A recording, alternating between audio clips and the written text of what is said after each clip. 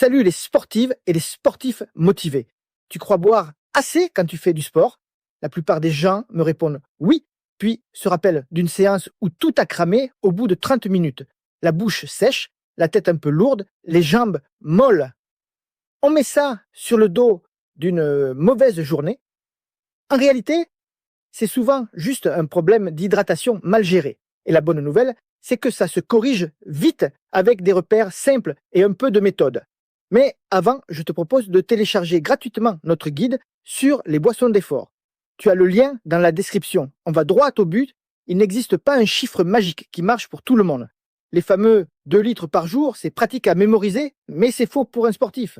Tes besoins varient avec ton poids, ton entraînement, la chaleur, l'humidité, l'altitude, ton acclimatation, même ton équipement.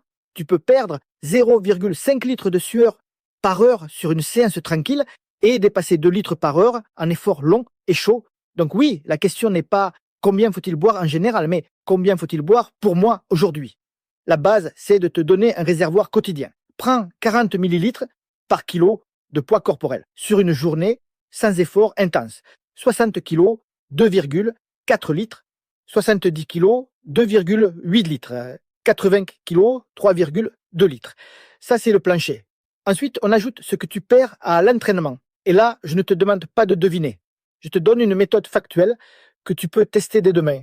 Tu te pèses juste avant l'effort, à jeûne de liquide depuis une quinzaine de minutes, serviette passée si tu as déjà transpiré, rien dans les poches. Tu t'entraînes normalement. À la fin, tu t'essuies, tu retires les vêtements mouillés, tu te repèses. La différence, c'est ta perte hydrique nette. 1 kilo en moins, c'est environ 1 litre d'eau sortie de ton corps. Pour récupérer correctement, tu remplaces 1 kilo perdu par 1,5 litre dans les 4 heures qui suivent. Pourquoi pas 1 litre pour 1 litre? Parce qu'une partie repartira par les urines et tu veux revenir à l'équilibre, pas rester en déficit. Pense aussi à t'abonner à notre chaîne pour plein de conseils qui vont t'aider à améliorer tes performances par la nutrition sportive et tu peux affiner. Note aussi combien tu as bu pendant la séance. Si tu avais une gourde de 500 millilitres et qu'elle est vide, ajoute ce demi-litre à la perte mesurée sur la balance. Tu auras ton débit de sueur réel à la minute près si tu veux. Par exemple, séance d'1 heure, tu as perdu 800 grammes et bu 300 millilitres. Perte réelle, 1 litre 100, débit de sueur 1,1 litre par heure. Là, tu sais exactement ce qu'il faut viser à la prochaine séance comparable, même météo, intensité similaire. C'est concret, c'est à toi. Un mot sur la soif. La soif est un signal utile, mais il arrive en retard pendant l'effort, surtout quand il fait chaud ou quand tu es concentré. Si tu attends d'avoir soif pour boire, tu es déjà en train de perdre en performance. Tu peux utiliser la soif en renfort, pas comme pilote automatique. Le pilote, c'est tes repères, ta routine, ton suivi. Maintenant, parlons du timing. Avant l'entraînement, vise 500 à 600 millilitres 2 à 3 heures avant pour arriver bien hydraté, sans avoir l'estomac qui ballotte. 10 à 20 minutes avant, 200 à 300 millilitres. Pendant l'effort, petite gorgée régulière, 200 à 300 millilitres toutes les 10 à 20 minutes. Après, on applique la règle de compensation 1,5 litre par kilo perdu. Ce n'est pas rigide.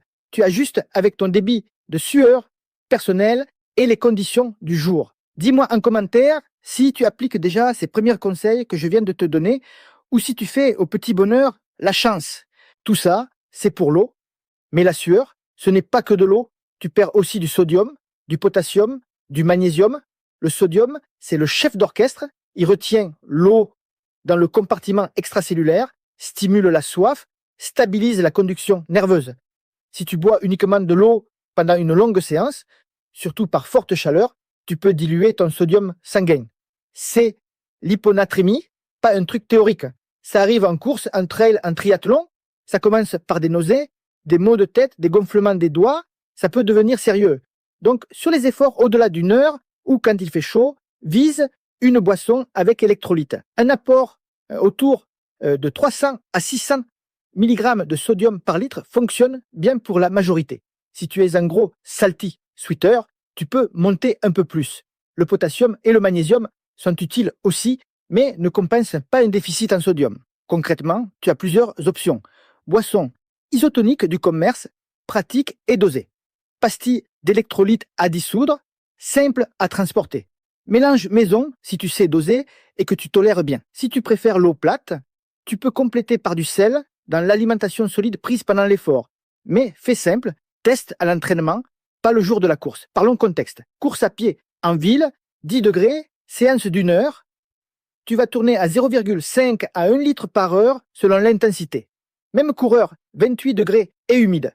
On peut monter à 2 litres par heure. En trail, en montagne, l'altitude et l'air sec accélèrent l'évaporation. Chaque 1000 mètres d'altitude ajoute une contrainte. En hiver, l'air froid trompe la soif. Mais la respiration évacue beaucoup d'eau. En ski de fond, tu peux perdre 1,5 litre par heure, rien qu'en ventilant fort. Moralité, adapte ta prise, ne te fie pas à ton envie de boire quand il fait froid. Programme tes gorgées. La salle de musculation.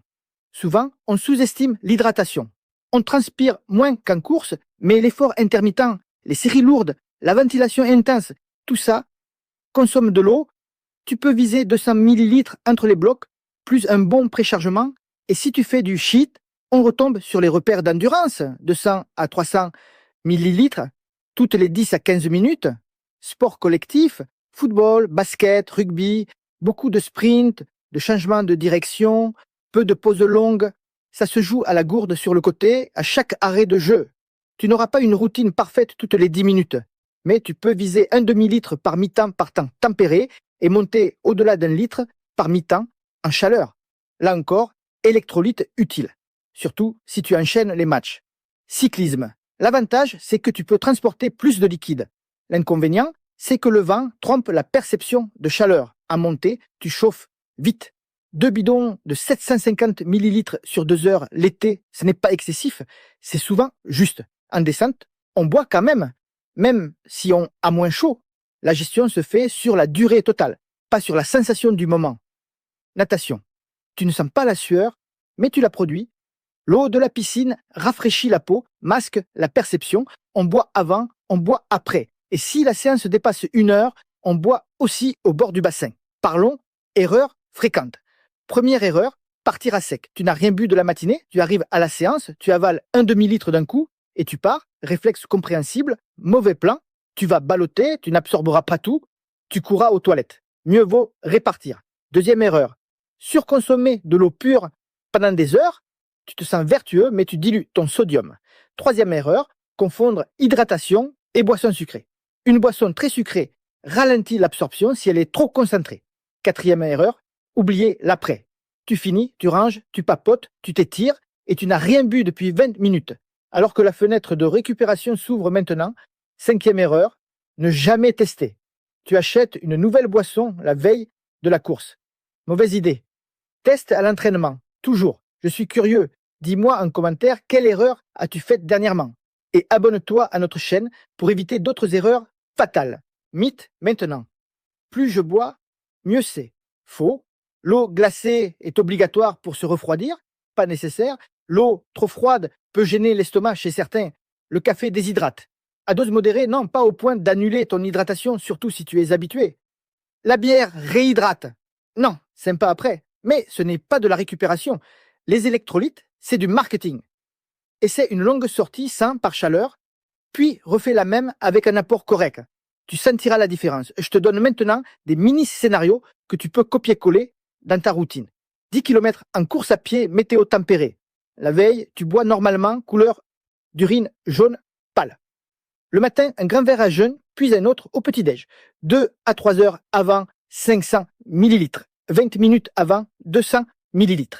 Pendant, tu peux te contenter de petites gorgées si tu es à l'aise, sinon rien, c'est court. Après, si tu t'es pesé et que tu as perdu 500 grammes, vise environ 750 ml dans les 2 ou 3 heures.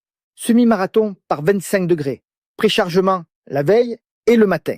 Sur la course, 200 à 300 ml toutes les 15 à 20 minutes, boisson avec sodium.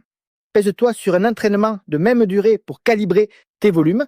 Si tu sais que tu perds 1 litre par heure, pars avec l'objectif d'en rentrer au moins la moitié pendant la course et le reste juste après, en respectant ta tolérance gastrique. Sortie vélo de 3 heures, chaud, 2 bidons, minimum, idéalement un troisième au point d'eau. Objectif, 5 à 750 ml par heure selon ta sueur, boisson isotonique légère. petites gorgées régulières. Pas d'attente de la soif. Séance de musculation d'1h15. Un demi-litre réparti sur la séance, plus 200 millilitres juste avant et 200 juste après.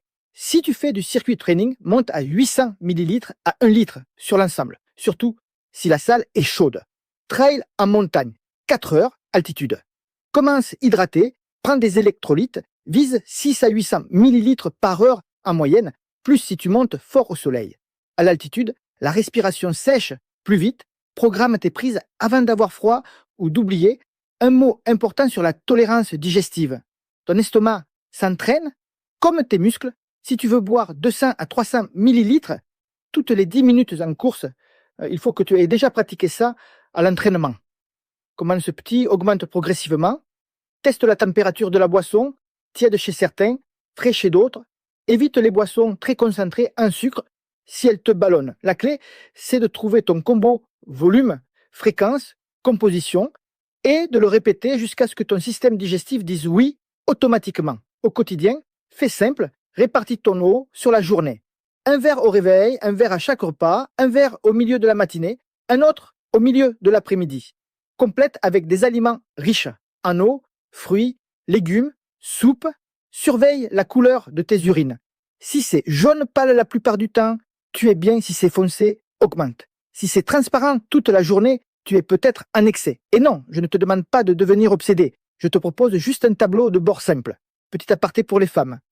Les variations hormonales influencent la régulation thermique et l'équilibre hydrique. Tu peux constater des besoins légèrement différents selon les phases du cycle et une sensibilité accrue à la chaleur à certains moments. Observe, note, ajuste. Pour les plus de 40 ans, anticipe davantage. L'envie de boire peut être moins marquée, l'absorption un peu plus lente. Rien de dramatique, juste une vigilance active. Parlons voyage et compétition. L'avion déshydrate. Un vol de 2 heures peut te mettre en déficit avant même d'arriver. Bois régulièrement, évite l'alcool, prends une petite bouteille d'électrolyte dans le sac cabine si tu as un entraînement le jour J. À l'hôtel, ne change pas tout. Prends des repères simples. Si l'eau du robinet te fait douter, achète de l'eau minérale avec un peu de sodium. Le jour de la course, ne tente rien de nouveau. Bois ce que tu connais au volume que tu as testé. Je veux aussi que tu retiennes une chose sur la récupération. Remplacer ce que tu perds, ce n'est pas seulement pour la prochaine séance. C'est pour tout de suite. Un corps bien réhydraté, c'est une circulation sanguine plus fluide, des nutriments qui arrivent plus vite, des déchets qui repartent plus vite, des muscles qui se détendent mieux, tu dors mieux, tu récupères mieux, tu enchaînes mieux et au final tu progresses. Pas parce que tu as ajouté une séance de plus, mais parce que tu as mieux géré celle que tu fais déjà. Si tu as du mal à t'y tenir, rends la chose visible. Remplis ta gourde le matin et décide qu'elle doit être vide à midi. Replie-la, vide-la avant 18 heures. Mets un rappel discret sur ta montre pour les séances longues. Prédose tes pastilles d'électrolyte dans un petit sachet pour ne pas oublier. Ce n'est pas du contrôle excessif, c'est de l'environnement bien pensé. Je te laisse avec 3 idées simples. 1. La base quotidienne, 40 millilitres par kilo. 2. La mesure, pèse-toi avant et après, calcule ton débit de sueur, ajuste. 3. L'intelligence des électrolytes quand l'effort dure, quand il fait chaud, quand tu transpires beaucoup. Ajoute à ça l'anticipation, le timing et la répétition à l'entraînement et tu as un système qui roule. Alors, la prochaine fois que tu demandes combien de litres d'eau il faut boire quand on est sportif, tu sais que la vraie réponse, c'est la tienne. Celle de ton poids, de ta séance, de ta météo, de ton corps. Tu n'as pas besoin d'un chiffre gravé dans le marbre. Tu as besoin d'un cadre d'outils simples et d'un peu d'attention. Et tu vas sentir la différence très vite. Moins de coups de mou, moins de crampes, plus de constance, plus de plaisir. Ne laisse pas la soif décider à ta place. Prépare ta gourde, prépare ta séance et prends l'habitude de boire juste ce qu'il faut au bon moment. Ce n'est pas spectaculaire. C'est discret, c'est régulier et c'est exactement ce qui fait la différence sur la durée. À ta prochaine session, fais le test, pèse-toi, note, ajuste. Télécharge notre guide gratuit sur les boissons d'effort avec le lien dans la description et viens me dire ce que ça a tout changé pour toi. Je parie que tu seras surpris.